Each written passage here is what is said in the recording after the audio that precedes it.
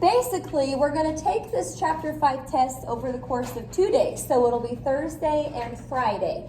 Now, the reason I'm doing it over 2 days instead of just one is mainly because of those identity problems where you had to verify. Sometimes those take a little bit of time to get it to work out to what you need it to be. So this is just kind of in an effort to make sure you have enough time and you're not rushed and you've got plenty of time to work on, especially those identity problems.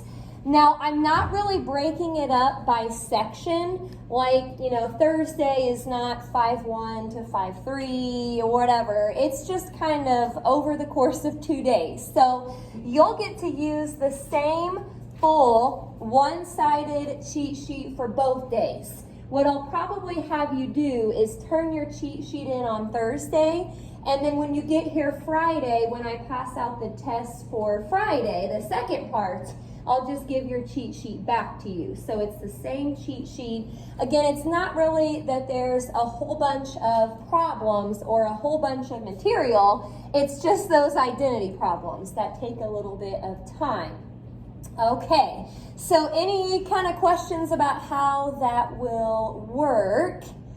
Thursday and Friday, both parts will add up to 100 points like a test usually is.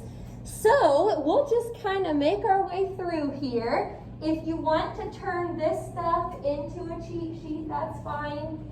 Keep in mind it needs to be just one-sided, full page. And also keep in mind you may want to add to it a little bit. We'll go over a lot today, but it may not be everything that you need.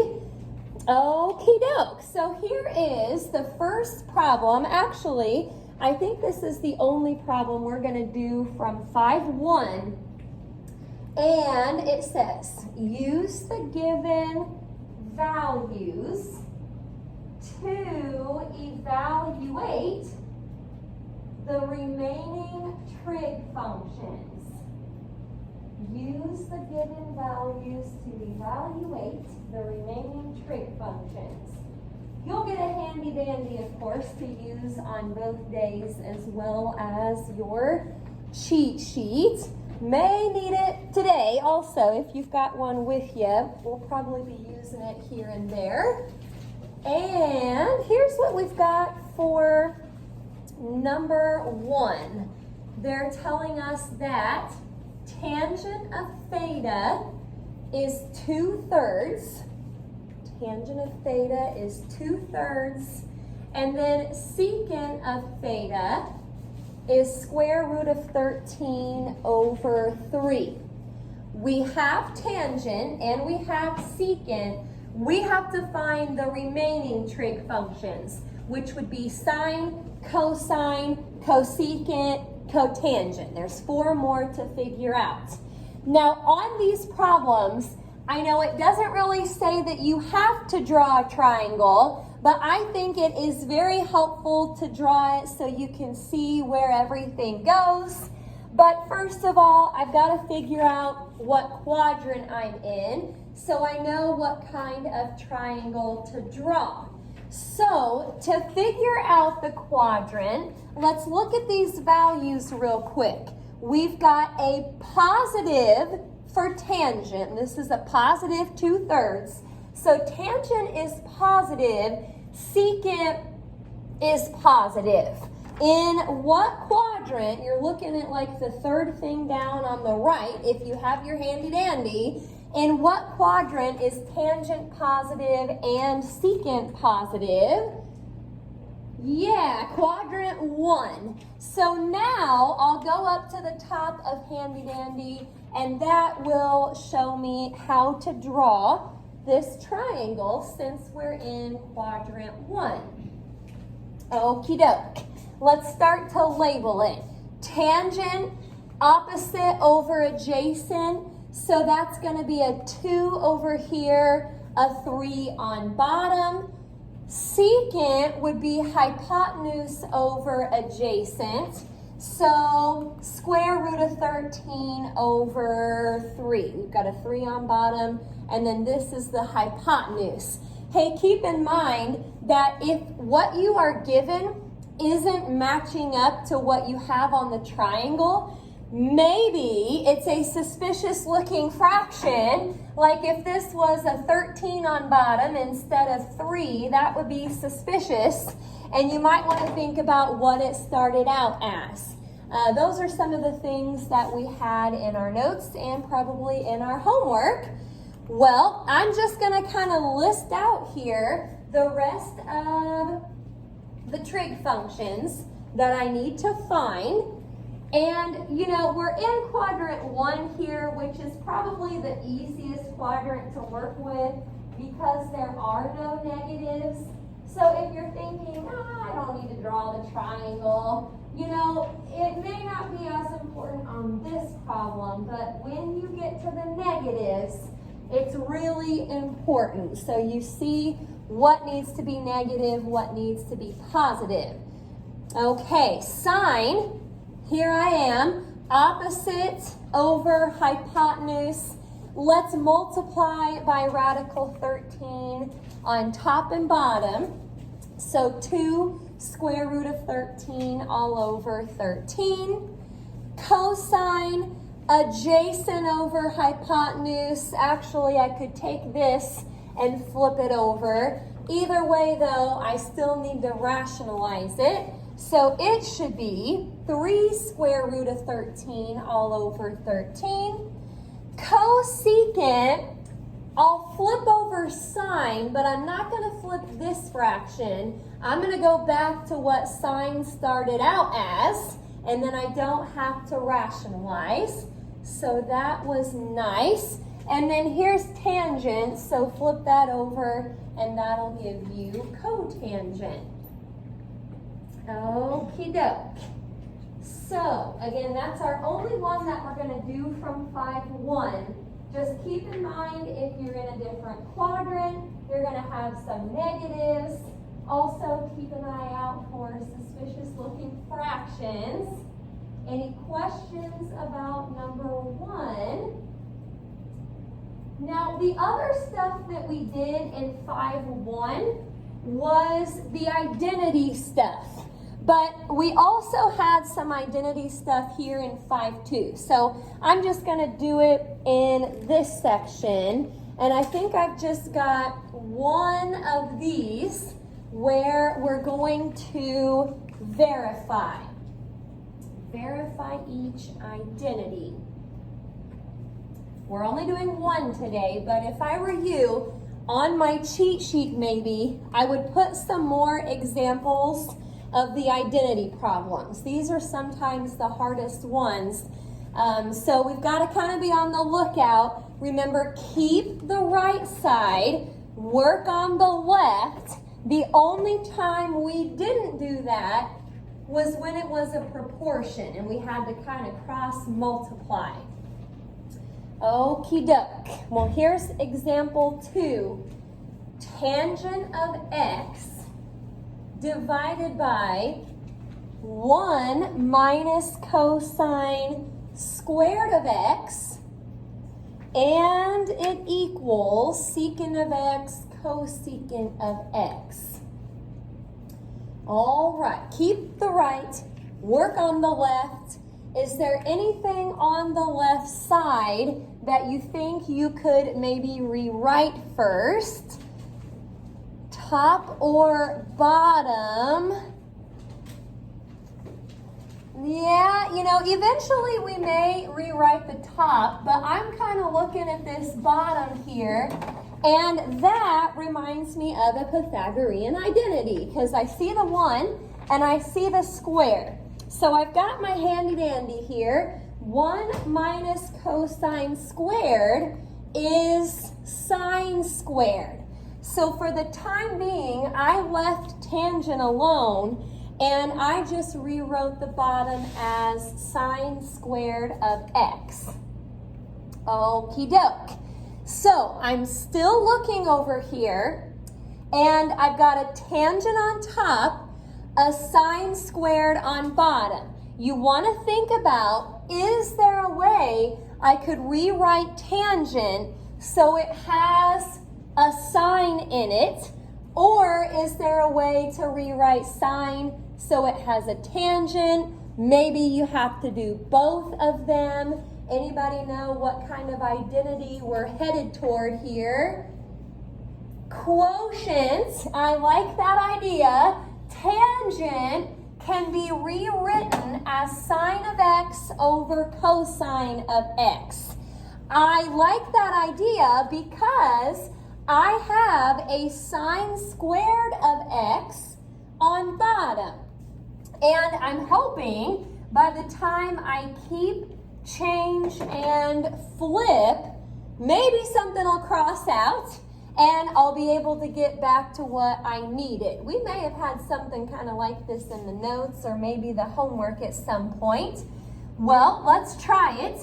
Keep the fraction on top, change it to multiply, flip what you have on bottom.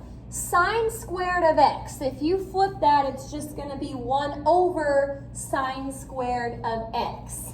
Now, you can cross something out here, but it's not everything. If you look at this diagonal, you could divide both of those by sine of x. So, this is just a 1 on top. That sine squared divided by sine would give you another sine. And I do want to kind of look over here at where we're headed in this problem, or hopefully where we're headed. We need a secant of x, cosecant of x. You could probably jump to that right now. I went ahead and kind of rewrote those fractions so maybe you could see it better. But 1 over cosine is secant, and then 1 over sine is cosecant. Keep the right side the whole way through. I know it's kind of annoying, but it is sort of like a proof. It's kind of picky. Keep both sides, just work on the left until you get it to look like the right. Okie doke. Now again, that's the only one we're doing with the review today, but verifying identities is definitely an area I would go back and look at a little bit more. Look at your notes, look at your homework, see if there's anything else you want to put on your cheat sheets. Questions about what we did on that one? Moving right along here. So we're getting into 5.3 now, and this is where we first learned how to solve trig equations. I'm going to put the directions up here for the next couple problems. Again, this is 5.3 right now, and it says, find all solutions to the equation, or to each equation. Find all solutions to each equation. All right. Well, let's try the first one here. Number 3, I guess, for today. 2 sine squared of x minus 3 sine of x equals -1. We may have actually had something real similar to this on that worksheet that we did yesterday. Now, when I solve a trig equation, what I kind of like to look at first are the trig functions. If they're different, you may want to change one of them so it's got something in common. But you know what we have here, both of them have a sine of x. So I don't think we're going to need any identities. Now, searching through here, I see a sine squared, a sine, and a constant. This is like what we used to do if we had x squared, x, and a constant. We would want to move everything to the same side, and then it looks like we're going to factor. Now this is a trinomial here. It's got 3 parts to it. And I see the 2 in front. So this is kind of like our yucky factoring. Instead of a 2x times x, which is what I would do if this was 2x squared, it's 2 sine squared. So we're going to do a 2 sine of x and then sine of x. That's going to be how we get started. Both signs are negative. Now remember with yucky factoring, I helped a lot of you with this type of problem yesterday. With yucky, you're only going to pick numbers that multiply to the last term. They're not really going to add to -3 until you FOIL that out to check. You can FOIL that to check if you want. I think that's really the only option though. So at this point, since we have a product equaling 0, we're going to break each of those apart. Now at this point in the problem, you want to get the trig function by itself. So over on that first part, I added 1 and then divided by 2. I didn't really show those steps, but that's what you do. Add 1 and then divide by 2. So don't leave it like this. You still haven't actually solved it for x. I'm going to look at the table on Handy Dandy. I'm going to scan the sine row, and I'm looking for all of the 1/2s. And it looks like there's a couple of them, pi over 6 and 5 pi over 6. All right, coming to the other side, add 1, and now I'm looking to see where sine is 1, and it's just at pi over 2. So 3 solutions total for that problem. All right, yucky factoring. Stop me if you have any questions. I'm going to go ahead and do another equation here. This, I think, is kind of similar to something we may have had on our last quiz. Number 4, radical 3 tangent of 3x equals 1. Well, what I should do first here is the trig function is being multiplied by radical 3. So let's divide both sides by radical 3 first. And now this looks kind of weird, but I'll fix it up in just a second. Now it says tangent of 3x equals 1 over radical 3. Let's go ahead and rationalize that real quick. So multiply by radical 3 on top and bottom. And now it says tangent of 3x equals radical 3 over 3. There was a problem similar to this on the quiz. A lot of people don't do this, but a lot of people tried to divide by 3 to get rid of that 3 attached to the x. You can't divide by 3 right there. If the 3 was in front, you could, like the radical 3 was, but this is with the trig function. This is what we called a multiple angle equation. We had a whole lesson over multiple angle equations. And to figure this out, we're going to pretend for just a second that it just said tangent of x equals radical 3 over 3. I'm not dividing by 3 to get rid of it. I'm just ignoring it for a second. And if it said tangent of x equals radical 3 over 3, I would look at Handy Dandy and I would see two places where tangent is radical 3 over 3. It's pi over 6 and 7 pi over 6. Now those are not my answers yet. We're going to take, it wasn't just x, it was actually 3x. So we're going to set this 3x equal to pi over 6, and then also set it equal to 7 pi over 6.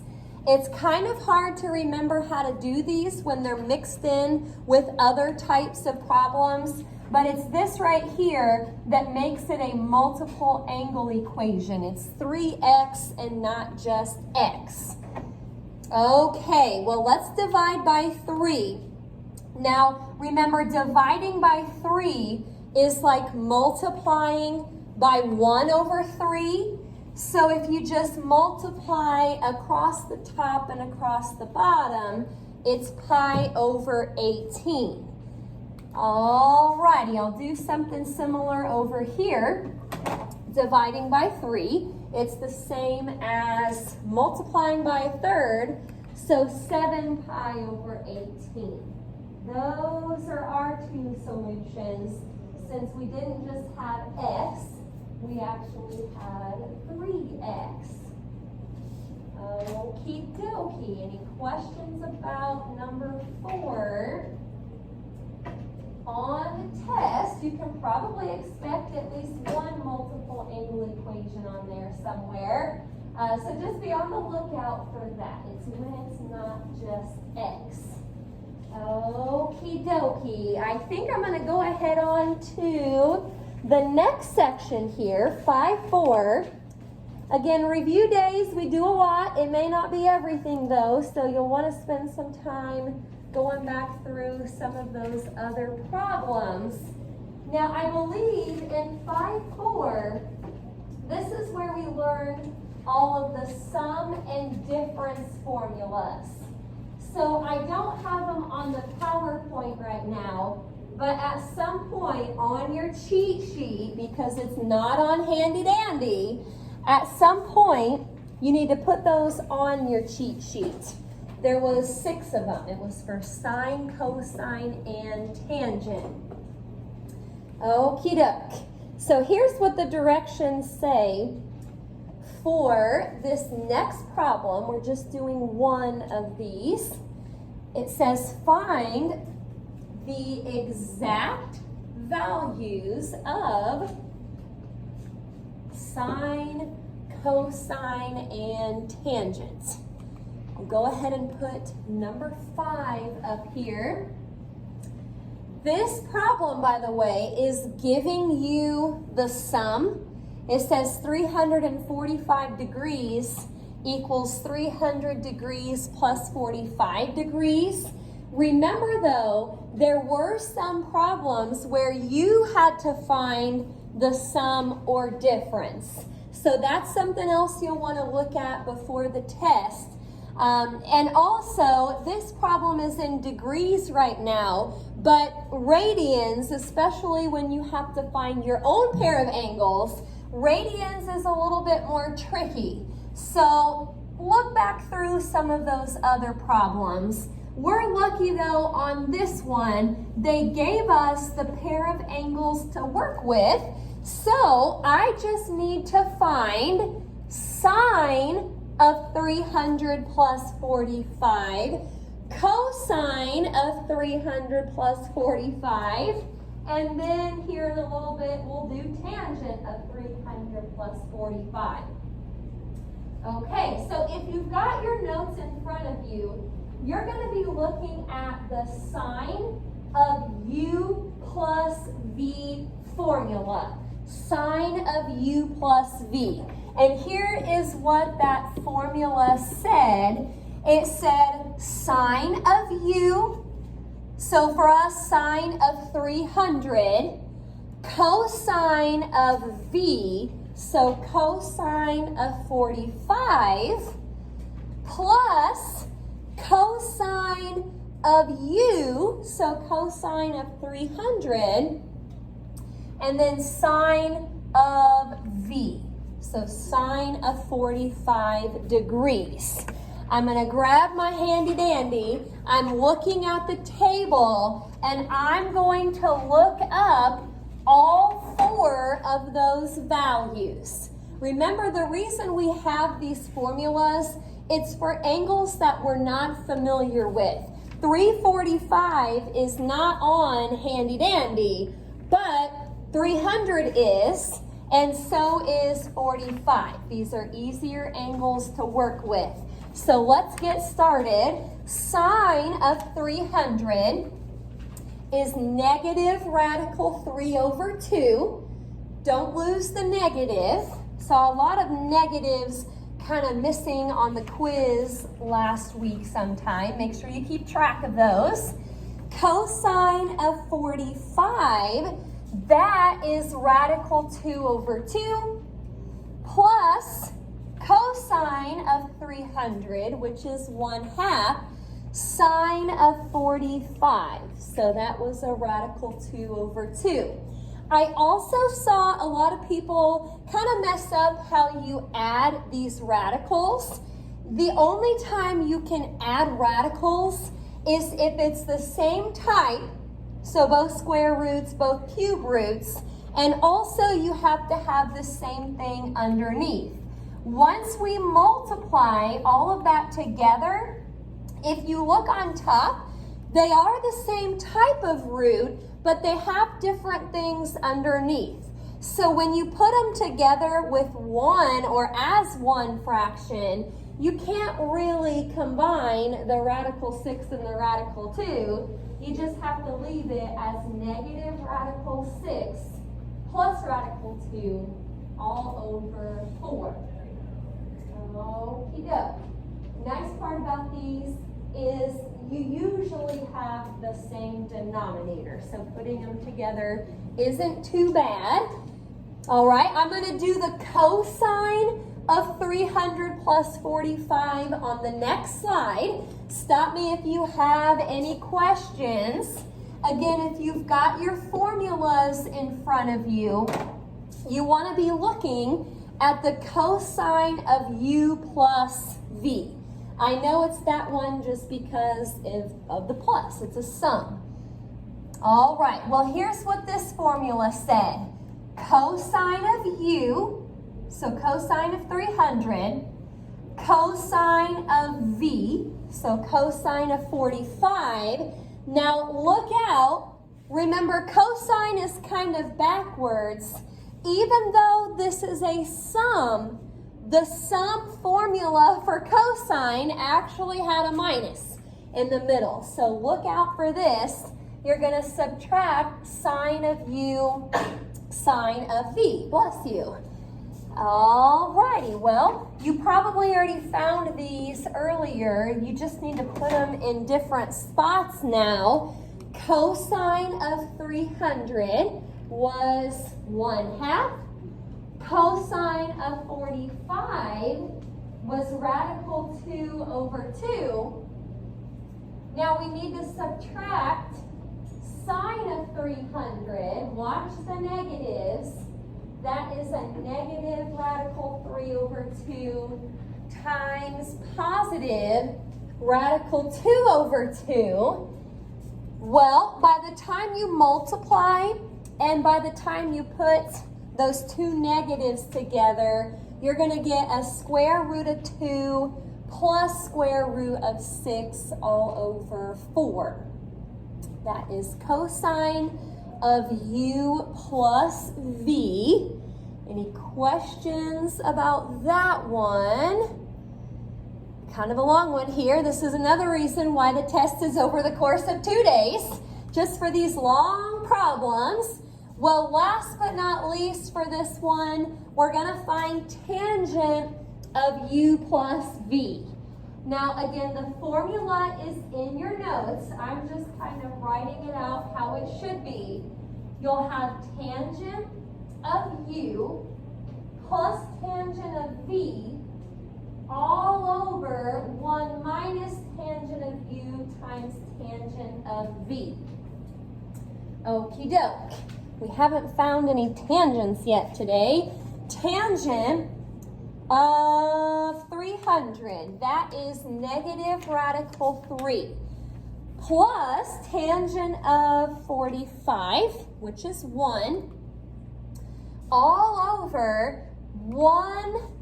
Now, we got to be careful with the negatives here. It's 1 minus negative radical 3 times 1. Now, technically, I should multiply first before I subtract. So, negative radical 3 times 1 is negative radical 3, but you're subtracting negative radical 3, so that'll turn into a plus. And that is how we're going to leave it. We never really rationalize the tangent ones, just because they all kind of look so weird. So we're going to leave that just the way it is. Any questions about that one? Sine, cosine, and tangent. Again, look through your notes at some of those problems where you had to find your own pair of angles. Those are maybe a little bit more difficult. All right, well, 5 here. This is the section that we just did. I think I'm only going to do one problem from 5. But remember, there's double angles and half angles in this section. The problem we're going to do right now looks to be a double angle, but I'm not saying you won't have any half angles. So you may want to kind of look back through that stuff. All right, find the exact value of sine of 2u using the given information. So we're only going to find sine of 2u. All right. More formulas to think about. A lot of formulas in this chapter. Well, here it is, number 6. Kind of strange how they gave us cosine. It's not rationalized, but I guess that's fine. Cosine of u is negative 2 over square root of 5. And then it tells me that pi over 2 is less than u, which is less than pi. Now remember, this is going to tell you what quadrant you're in. And that is helpful because I'll probably draw a triangle here in a minute, and I need to know how to draw it. So you've got a unit circle on handy dandy, but I'll just kind of draw it up here real quick. If you are between pi over 2 and pi, that is telling you that you're in quadrant 2. So then I can look at the top of handy dandy, and that will show me how to draw my triangle if I'm in quadrant 2. Now, again, I always like to do this, so I put the negatives where they should go and I don't miss anything. If you think about cosine, adjacent over hypotenuse, hypotenuse is always positive, so that negative must be up with the 2. And that makes sense because if we're in quadrant 2, the adjacent side should be negative. Okay, now I will probably need to know what the missing side is, so we might as well run through our Pythagorean theorem real quick. I've got a negative 2 squared, that'll turn into a 4, plus b squared equals radical 5 squared. You're going to cross all that out back there, which will just give you a 5. Subtract the 4, and then square root both sides. If you're in quadrant 2, should this side be positive or negative? Positive. Those are things you got to think about. Every once in a while, you may actually need to keep the negative version. Okie doke. Now, if you don't have your notes in front of you, right here is your formula for sine of 2u. That's the only thing we have to find here. Okie doke. So we're going to take 2 times sine of u, opposite over hypotenuse. I am not going to rationalize that because probably here in a minute something nice will happen. Cosine adjacent over hypotenuse. That was negative 2 over radical 5.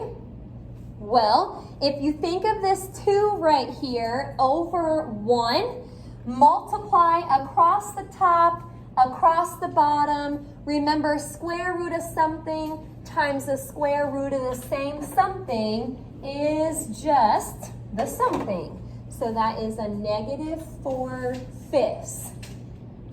Okie doke. Now again, I didn't do a half angle problem. That doesn't mean you won't have any on the test. It wouldn't hurt to still put those formulas on your cheat sheet. Any questions about that? All right. Well, I'll put the review assignment up here. It looks long. I promise it's really not that long. It's just I had to jump around quite a bit. So one thing I want to tell you about the review assignment is that the book sometimes uses different directions than I do. So just kind of follow our directions with these problems. If you get to one and you're not sure what you're supposed to do, obviously just ask. But some of those directions will look different. So try to just keep it consistent with what we've been doing in class. Tomorrow, you'll have extra time to work on this. This is T46 right here. Also tomorrow, you'll have time to kind of work on your cheat sheets and make sure that all of those formulas get on your cheat sheet.